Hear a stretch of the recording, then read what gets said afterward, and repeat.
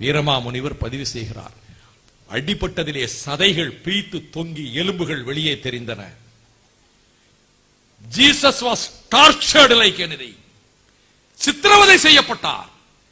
அவர் சிலுவையில் அறையப்பட்டது மட்டுமல்ல, அவரை தலை சிரசிலே முள்முடியை அவரை சூட்டி யூதர்களின் ராஜா நீதானோ என்று முகத்திலே துப்பியது மட்டுமல்ல, காரி துப்பியது மட்டுமல்ல, கன்னத்தில் அடித்தது மட்டுமல்ல, இதையும் தவிர்த்து சித்திரவதை செய்தார்கள். அவருடைய சதை கிழிந்து தொங்குகிற அளவுக்கு எலும்புகள் வெளியே தெரிந்தது. அதை எழுதுகிறார் வீரமாமுனிவர். இதைத்தான் மெல் கிப்சன் படத்திலே காட்டுகிறார், பேஷன் ஆஃப் தி கிரைஸ்ட்ல. அவர் பல ஆவணங்களிலே இருந்து இப்படி அவர் he was brutally tortured, மிருகத்தனமாக அவரை சித்திரவதை செய்திருக்கிறார்கள். எவ்வளவு துன்பம், இயேசுவுக்கு எவ்வளவு துன்பம்! அத்தனையும் தாங்கிக் கொண்டு சுமக்க முடியாத சிலுவையை அவர் சுமக்க நேர்கையில் அவரை கொண்டு போய் கொல்கதாவிலே கபாலஸ்தலத்திலே அவரை 2 கள்வர்களுக்கு மத்தியிலே கொண்டு போய் சிலுவையில் அறைகின்ற போது அந்த 2 கள்வர்களும் அவரை நிந்தித்தார்களே. யூதர்களுக்கு ராஜாவாதானே, உன்னை நீயே விடுவித்துக் கொள்ளலாமே, 3 நாட்களிலே தேவாலயத்தை இடித்து கட்ட போகிறேன் என்று சொன்னவன் என்றுதான் அவரை குற்றம் சாட்டினார்கள். உன்னை நீயே ரட்சித்துக் கொள்ளலாமே என்றுதானே கேலி பேசினார்கள்.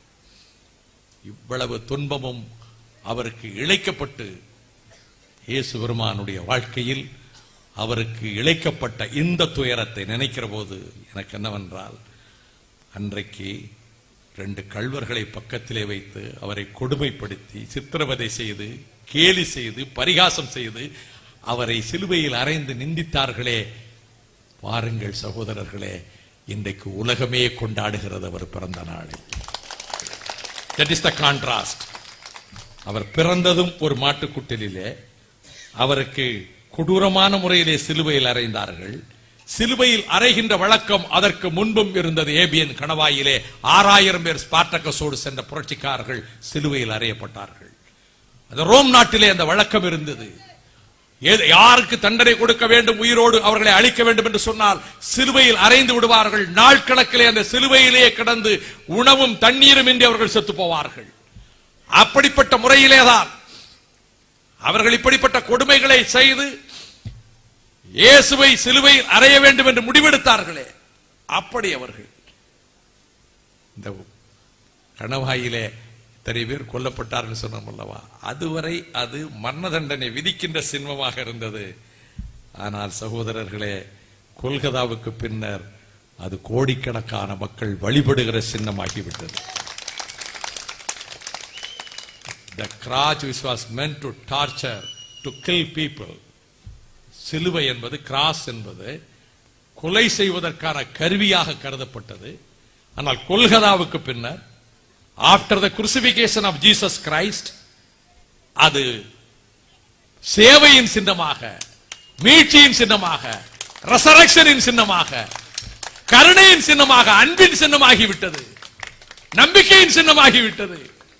அப்படிப்பட்ட இயேசு பெருமானுடைய வாசகங்களிலே நாம் நம்பிக்கையோடு இருப்பது மட்டுமல்ல சகோதரர்களே, தீர்க்கதரிசி ஏசாயனுடைய வசனத்தை மறந்து விடாதீர்கள்.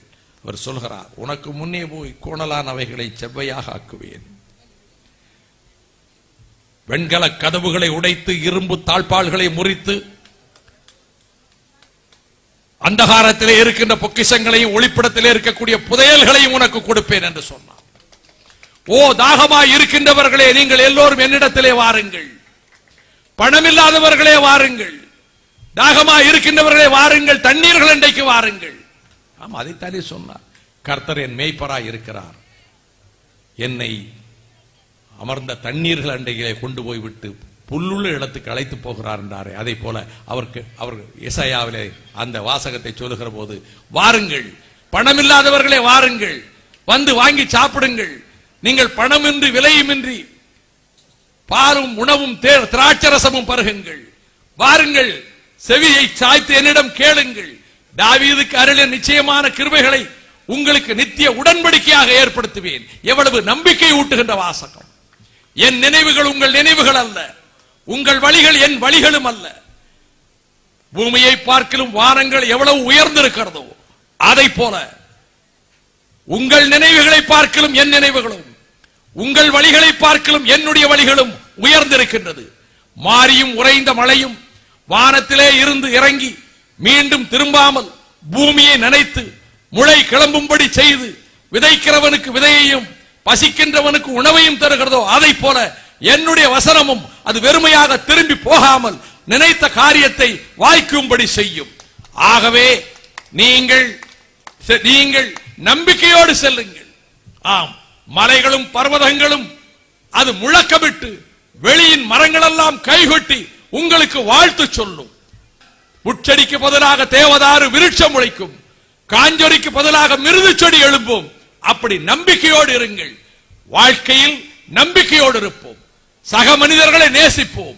வேற்றுமை வெறுப்புகளுக்கு இடம் கொடுக்காமல் இருப்போம். அன்பும் கருணையும் கொண்டு எந்த கருணையை இயேசு பெருமான் வாழ்க்கையிலே போதித்தாரோ அந்த கருணையை, அந்த அன்பை மற்றவர்களிடத்திலே செலுத்தி துன்பங்களை தாங்கிக் கொண்டு அப்படிப்பட்ட முறையிலே நீங்கள் வாழுகிற போது உங்களுக்கு எல்லா நன்மையும் உண்டாகும். அதே போல உன் மனைவி உன் வீட்டோரத்தில் கனிதரும் திராட்சை கொடியை போல இருப்பாள். உன் பிள்ளைகள் உன் பந்தியை சுற்றிலும் ஒலிவ மர கன்றுகளைப் போல் இருப்பார்கள் என்று சொன்னார் அல்லவா? அதை போல நம்பிக்கையோடு இந்த மனித குலத்துக்கு சேவை செய்ய நம்பிக்கையோடு இயேசு பெருமான் அவர் இந்த மனித குலத்தின் இரட்சகராக வந்தவர். அந்த இரட்சகருடைய கருத்துக்களை பரப்புவதற்கு அன்பையும் கருணையையும் போதிக்கின்றவர்களாக இருப்போம். அதை பின்பற்றுவோம். இயேசு பெருமானுடைய பிறந்த நாளை இந்த உலகமே கொண்டாடுகிறது, இந்த புவியே கொண்டாடுகிறது. இந்த எளியனையும் ஒரு பொருட்டாக மதித்து உரையாற்ற அழைத்ததற்கு நன்றி என்பதோடு இத்தனை ஆயிரம் மக்களும் இந்த நடுநிசி வேளையிலும் கூட என் உரையை இதுகாரும் அமைதியாக செவிமடுத்ததற்கு என்னுடைய உளமார்ந்த